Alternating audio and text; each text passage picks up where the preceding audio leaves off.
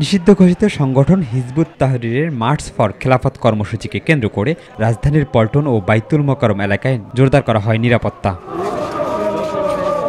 জুমায় আগত মুসল্লিদের নিরাপত্তা নেওয়া হয় নানা পদক্ষেপ। আইনশৃঙ্খলা বাহিনীর সতর্কতার মধ্যেও জুমার নামাজ শেষে মসজিদের উত্তর গেট থেকে মিছিল নিয়ে বের হয় সংগঠনটির নেতাকর্মীরা। পুলিশ বেষ্টনীর মধ্যে পল্টন হয়ে বিজয়নগরের দিকে এগিয়ে যাওয়ার এক পর্যায়ে মিছিল থেকে আইনশৃঙ্খলা বাহিনীকে লক্ষ্য করে ইটপাটকেল নিক্ষেপ করা হয়। পরিস্থিতি নিয়ন্ত্রণে আইনশৃঙ্খলা বাহিনী টিয়ার শেল ও সাউন্ড গ্রেনেড নিক্ষেপ করলে ছত্রভঙ্গ হয়ে যায় মিছিলকারীরা। এ সময় মিছিল থেকে নিষিদ্ধ সংগঠনটির বেশ কয়েকজনকে আটক করে পুলিশ।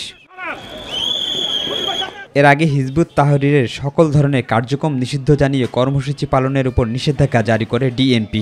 যারা মিছিল করার চেষ্টা করছিল আমরা তাদেরকে ডিসপাস করেছি, আমরা সাউন্ড গ্রেনেড মেরেছি, আমরা গ্যাস লাইন মারছি, এরপর মারার পরে তারা ডিসপাস করে চলে গেছে। এখন পরিস্থিতি একেবারে শান্ত। শিমুল খান, মাই টিভি, ঢাকা।